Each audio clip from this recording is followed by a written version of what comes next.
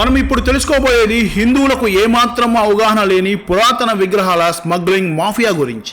దేవాలయాలు, పురాతన నిర్మాణాలపై ప్రభుత్వాల సరియైన పర్యవేక్షణ లేక జరుగుతున్న విగ్రహాల స్మగ్లింగ్ కథ ఇది. పురాతన లోహ రాతి విగ్రహాలకు చెందిన అక్రమ వాణిజ్యం. ఈ అక్రమ వాణిజ్యం విలువ తెలిస్తే మీరు అవాక్ అవుతారు.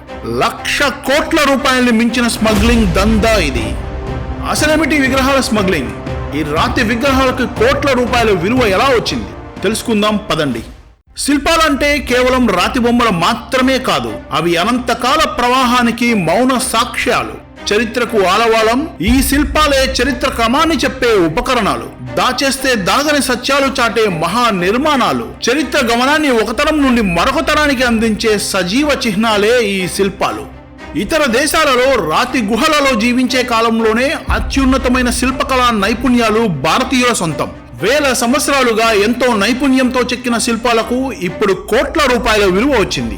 ఒక రకంగా రాతిని బంగారంగా చేశారు మన పూర్వీకులు. ఇంతటి చరిత్ర, నైపుణ్యం కలిగిన అద్భుతమైన భారతీయ శిల్పాలు విదేశాలలోని ఆర్ట్ గ్యాలరీలు, మ్యూజియంలకు కాసుల వర్షాన్ని కురిపిస్తున్నాయి. ఈ విగ్రహాలు సందర్శకులను ఆకర్షించడానికి ప్రధాన భూమిక పోషిస్తున్నాయి. అందుకే వీటిని సొంతం చేసుకుంటానికి ఆర్ట్ గ్యాలరీలు, మ్యూజియంలు ఎన్ని కోట్లైనా ఖర్చు పెట్టడానికి వెనుకాడవు.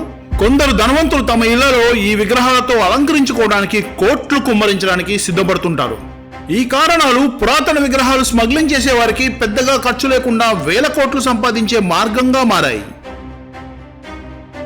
స్మగ్లింగ్ ద్వారా తమ దేశానికి చేరిన 14 పురాతన ఆర్టికల్స్ ని ఆస్ట్రేలియాలోని ప్రఖ్యాత నేషనల్ ఆర్ట్ గ్యాలరీ సంస్థ భారతదేశ 75వ స్వతంత్ర దినోత్సవం సందర్భంగా మన దేశానికి తిరిగి ఇస్తున్నట్లు ప్రకటించింది. అమెరికా కూడా ఇలాగే అక్రమంగా తమ వద్ద ఉన్న 200 భారతీయ విగ్రహాలను తిరిగిచ్చేస్తామని ప్రకటించింది. ఈ రెండు దేశాలే కాదు, బ్రిటన్, ఫ్రాన్సులు కూడా 1970 తర్వాత అక్రమంగా వచ్చిన కళాఖండాలని తిరిగి ఇచ్చేస్తున్నాయి.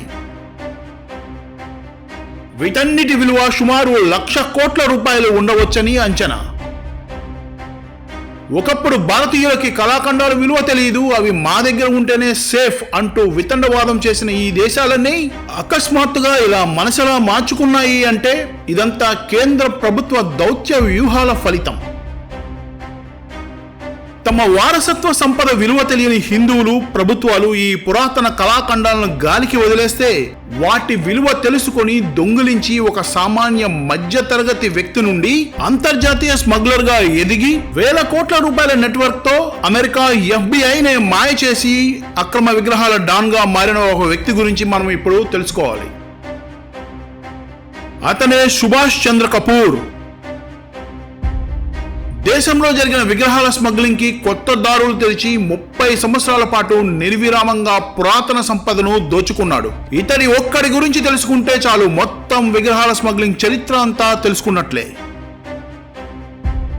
సుభాష్ చంద్ర కపూర్ భారతదేశంలోనే పుట్టాడు. దేశ విభజన కాలంలో పాకిస్తాన్ నుండి కాందీసుకులుగా వచ్చిన కుటుంబం అతనిది. విభజన జరిగినప్పుడు భారతదేశం నుండి పాకిస్తాన్ కి వెళ్లిపోయిన వాళ్ళు వదిలేసిన అరుదైన పుస్తకాలు, వస్తువుల్ని సేకరించి అమ్మడం మొదలుపెట్టాడు సుభాష్ కపూర్ తండ్రి. అలా ఢిల్లీలోని ఒక ఆర్ట్ గ్యాలరీ పెట్టే స్థాయికి ఎదిగాడు అతని తండ్రి అన్నలతో పాటు ఆ వ్యాపారం నేర్చుకున్నాడు సుభాష్ కపూర్.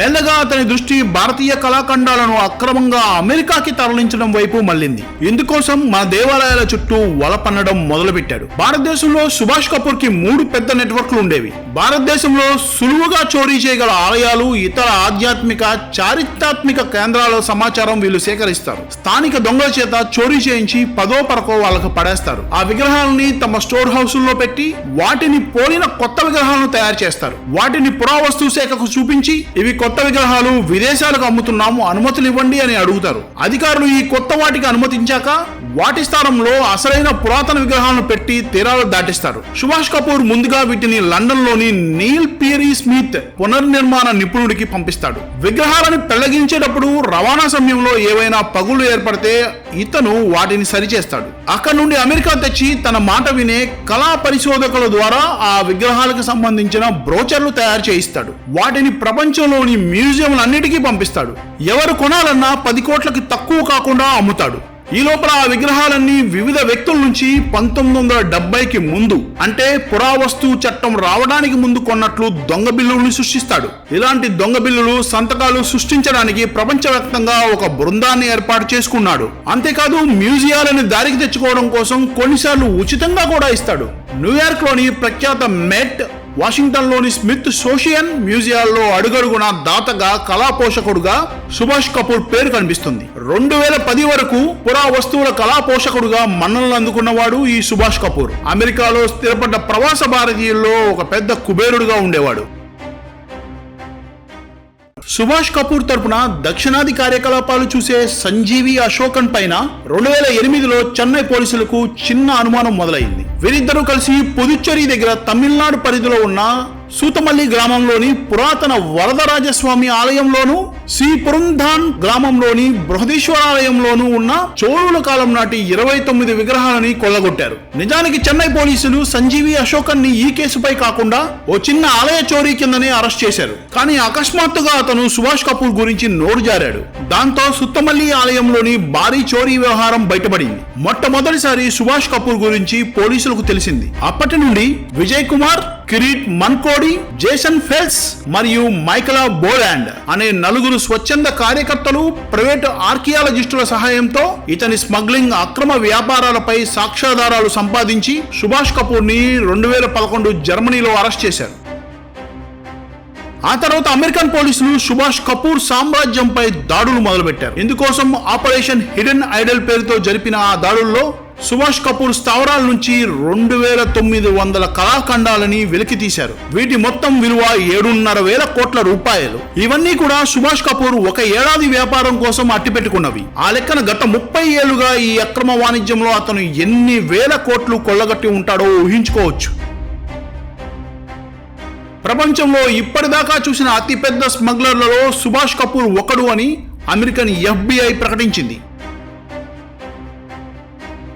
ఇంతకీ సుభాష్ కపూర్ ఇప్పుడు ఎక్కడున్నాడంటే 10 ఏళ్లుగా బెయిల్ కోసం ప్రయత్నిస్తూ ఉన్న కోర్టులు నిరాకరిస్తూ ఉన్నాయి. దీంతో విచారణ ఖైదీగా తిరుచురాపల్లి జైల్లో ఉన్నాడు. చట్ట ప్రకారం సుభాష్ కపూర్ అమ్మిన దొంగ సరుకుని కోట్లాది రూపాయలు ఇచ్చి కొన్న మ్యూజియాలన్నీ వాటిని తిరిగి మన దేశానికి ఇవ్వాలి. కానీ అవి మనవే అని నిరూపించే సాక్ష్యాలు చాలా వాటికి మన దగ్గర లేవు. ఇప్పటికీ మన దేశం నుంచి ఏదో రకంగా విగ్రహాలు తరలిపోతూనే ఉన్నాయి. హైదరాబాద్ కేంద్రంగా తెలుగు రాష్ట్రాల నుండి నెలకో కళాఖండం వెళ్తుందని అంచనా. వాటిలో తిరిగి వచ్చేవి 10లో 1, 2. ఈ లూటిని ప్రభుత్వాలు ఆపలేకపోతున్నాయి. వాటిని అడ్డుకోవడానికి మాత్రం మన రాష్ట్రాల్లో ఏ ప్రత్యేక విభాగమూ లేదు. వీటిని కాపాడేందుకు హిందువులు చట్ట పరిధిలో ప్రత్యేక విభాగాల కోసం పోరాటం చేయాల్సిన పరిస్థితి ఇప్పుడు ఉంది. అప్పటి వరకు మనం చేయాల్సిన చిన్న పని, కనీసం మన పరిధిలోని ఆలయాలు, వాటిలో ఉన్న వారసత్వ సంపదని ఫోటోలు తీసి పెట్టుకోవాలి. తద్వారా ముందు ముందు మన ఆలయాల్లో ఏదైనా చోరీ జరిగి ఆ వస్తువులు విదేశీ మ్యూజియాల్లో బయటపడితే మనం దాచుకున్న ఇలాంటి ఫోటోలను సాక్ష్యాలుగా చూపించి వాటిని తిరిగి తెచ్చుకునేందుకు ప్రయత్నించడానికి ప్రభుత్వాలకు ఉపయోగపడతాయి.